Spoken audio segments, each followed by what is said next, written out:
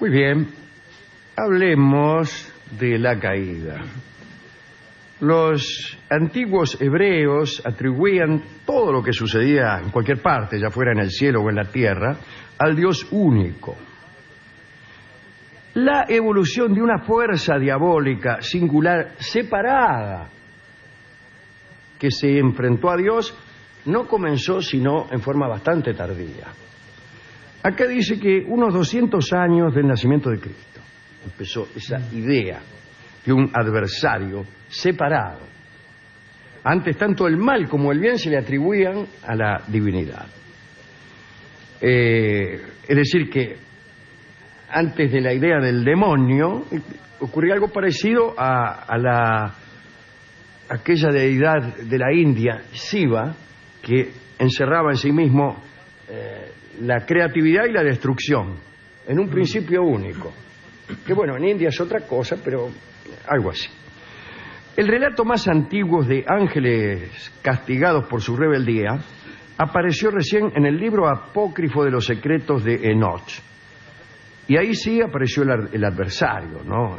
Hacia la época en que se compiló el Nuevo Testamento, la influencia de Enoch había sido ya bastante asimilada, junto con otras concepciones duales, particularmente pienso en el persa Zoroastro, también llamado Zaratustra, si usted quiere, ¿no? Aquel del mazdeísmo. El mazdeísmo es una religión monoteísta también, pero que admitía el principio del mal, ¿no?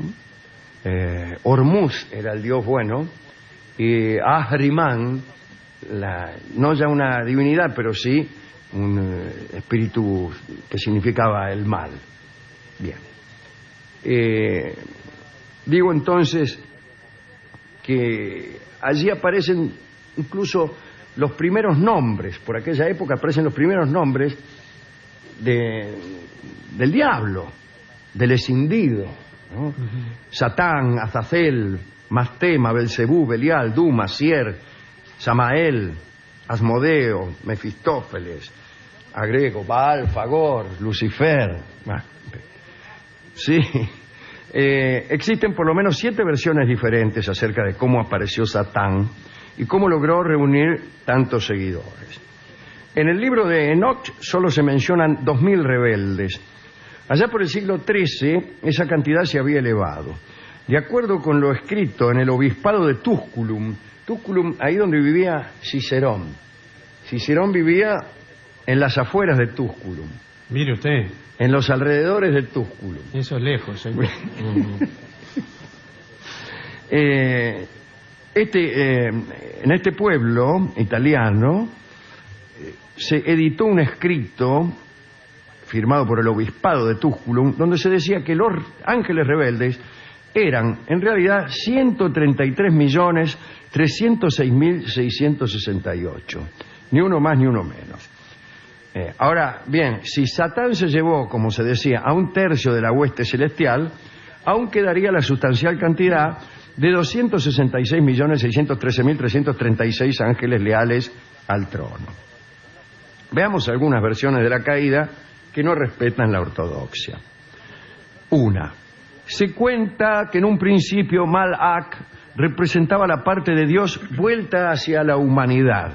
Era la parte de Dios en sombras, la única que era capaz de comunicarse con los mortales, porque la parte resplandeciente era demasiado intensa para que los humanos pudieran soportarla. A medida que se fue desarrollando la religión, evolucionó también la sombra. Primero como una parte de Dios y después como un ente con voluntad propia. La sombra superó primero un estado intermedio de adversidad. Hasatán se le llamaba oscuramente en aquellos tiempos, y después se convirtió nomás en Satán, el adversario maligno del buen Dios. A partir de entonces, quien ejecuta los actos perversos que en algún momento se atribuían a la divinidad es esa región sombría desprendida de la unidad primigenia. Con la separación entre el lado bueno y el malo se consuma la caída. Otra explicación atribuida a Orígenes de Alejandría cuenta que Dios creó un número de inteligencias angélicas iguales y libres. Gracias a su libre albedrío, decidieron abandonar la unidad divina y de forma gradual se separaron del origen. De los que se apartaron, los menos permanecieron en las regiones etéreas más cercanas a Dios. Todos estos seres etéreos son los ángeles. Los que volaron más lejos del centro adoptaron un cuerpo humano, seríamos nosotros. Mientras que los que fueron ya a los confines del mundo se convirtieron en demonios. Al girar en una órbita tan lejana, tan alejada del centro divino, se explica la perversidad. ¿Cómo se explica la maldad? Bueno, es que un tipo gira en una órbita demasiado lejana al centro divino. Un tercer relato de la caída procede justamente de Enoch, a quien hemos nombrado. Registra 200 seres a los que él llama Bene Ha Elohim, vigilantes o hijos de Dios, que descendieron al monte Hermón hace aproximadamente 12.000 años. En un principio ayudaron a los arcángeles en la creación del Edén. Al mismo tiempo enseñaron a los hombres las artes de la civilización. El problema que surgió fue que una de sus actividades incluyó la seducción de algunas mujeres. El rabino Eliezer, en el siglo VIII, culpó tajantemente a las mujeres de esta seducción. Cito: los arcángeles que cayeron del cielo vieron a las hijas de Caín paseando y exhibiendo sus partes más íntimas, los ojos pintados con antimonio como las rameras, y, seducidas, las tomaron por esposas. Bien. Estos ángeles, que eran de fuego, se habían transformado en carne en el contacto con la tierra. Según las explicaciones vaticanas, estos ángeles procedían de un 10º orden de ángeles. Usted recordará aquella lista clásica de los serafines, los querubines, las virtudes, los tronos, las potestades, los arcángeles, ángeles, no sé si me falta alguno. Eran 9. Bueno, este sería un 10º orden de ángeles y que al parecer constituían el único de los coros que poseía las partes indicadas para la procreación. Sí. Bien, perdón. Discúlpeme. Los demás ángeles, por ser puro espíritu, no podían reproducirse. Entonces estos que tomaron por esposas a las hijas de Caín, desde luego eran de ese 10º orden.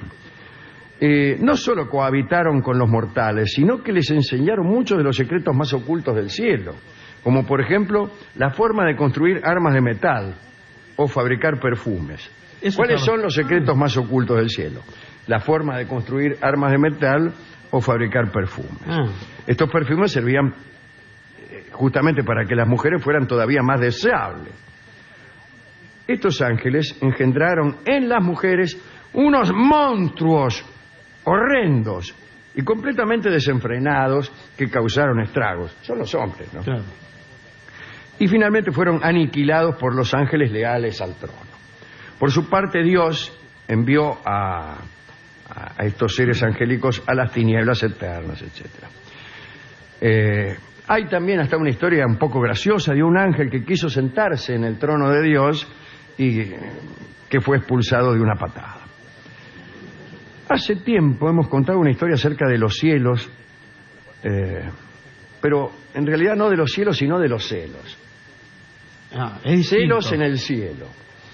Parece que, según Graves, Dios había presentado a Adán, su creación, a los coros, a las jerarquías celestiales, a los ángeles. Dijo: mira que este muchacho Adán recién lo terminé. Y Samael se negó a saludarlo. Explicó que un hijo del fuego, como era él, no podía inclinarse ante un hijo del barro, como era Adán. Y al escultor divino no le gustó esa negativa, y entonces precipitó a Samael al abismo. Creo que antes hubo una prueba de ingenio en la que perdió. Yo la sabía, esta prueba ahora me la olvidé. Existe una versión sufí bastante más interesante. En ella se ve a Samael como el ángel que más amaba a Dios. Cuando creó a los ángeles, Dios les dijo que no debían inclinarse ante nadie más que ante él. Después creó a Adán, a quien Dios consideró más importante que los ángeles. Y entonces les ordenó a estos inclinarse ante la nueva figura, olvidando su mandato anterior. Y Samael se negó a ello, incapaz de desobedecer, decía él, aquel primer mandato de no inclinarse ante nadie que no fuera la mismísima divinidad. Dios no comprendió el dilema de Samael y lo expulsó del cielo por ese malentendido.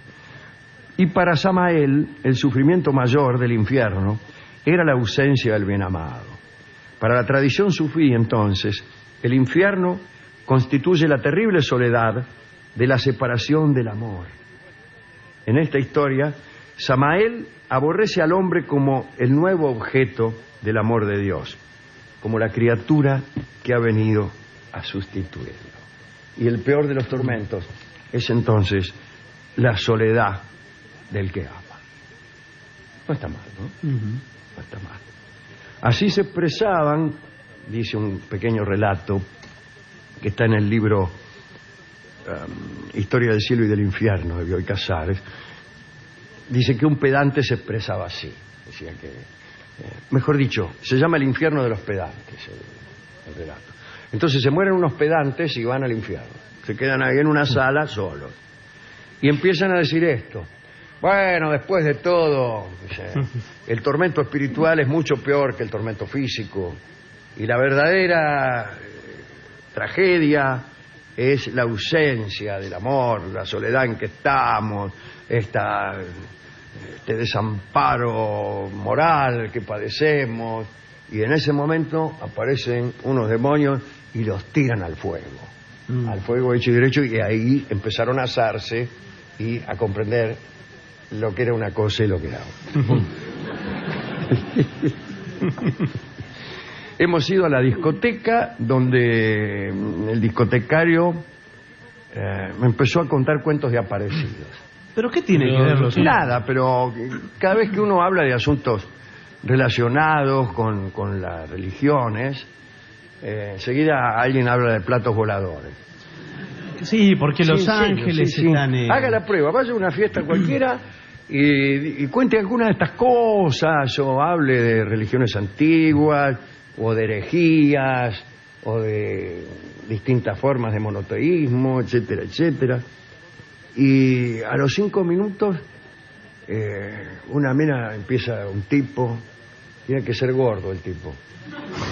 Bueno, yo le hago del tipo, vamos. Ahí está. Y porque yo, el que conocí que me hablaba de esas cosas, era un gordo amigo mío que era medio esotérico y creía en los platos voladores más que en ninguna otra cosa. Sí, no sé si usted sabe que el tipo dice, está la versión de que todo esto está basado en gente del espacio que vino acá y nos civilizó, y que esas aureolas de los santos son medievales, los cascos, son los cascos que tenían los tipos, imagínense. Todo y que van a volver. Que van a volver y que en realidad todo eso. En 2012 vuelven. Y que los norteamericanos tienen guardado un plato volador. Sí. Con 36 tipos adentro, pero no lo quieren decir porque imagínate. Hay uno en Tecnópolis. No sé por qué no lo quieren decir, pero es porque imagínate. ¿En Tecnópolis hay un plato volador? No tiene la forma del plato volador. Ah, bueno. Se parece, digamos, a una ambulancia, si usted lo mira a primera vista. ¿No sería una ambulancia, efectivamente? No sé, pero... Quizás los platos voladores tengan forma de ambulancia y uno no lo sabe. Claro. ¿Por qué tiene que ser de forma de plato? ¿Quién inventó Porque eso? se llaman platos, por ejemplo. Sí, pero alguien no hubieran dicho así. ambulancias voladoras. Y no faltarían testimonios acerca de la sirena, que es propia de la ambulancia. Casi lo que le da el carácter de ambulancia a un vehículo es la sirena y el color blanco. Bueno, pero hay muchos autos con sirena que no son ambulancias. Sí, pero no son blancos ni tienen un enfermo dentro. Ah, eso sí. Ni dicen ambulancia en la puerta, al revés. Bueno, este muchacho me contó cosas así. Pero él creía mucho en el Triángulo de las Bermudas.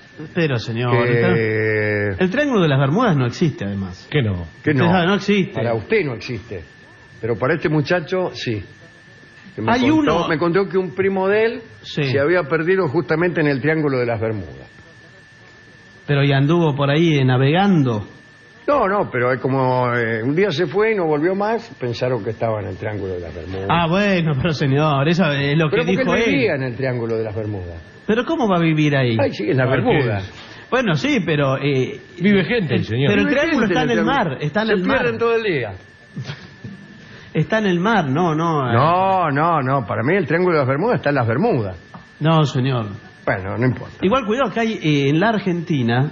Sí. Hay Eso es- también Triángulo de las Bermudas. No, hay El ojos par- de mar, me dijeron. ¿Cómo? ¿Escuchó hablar de esto?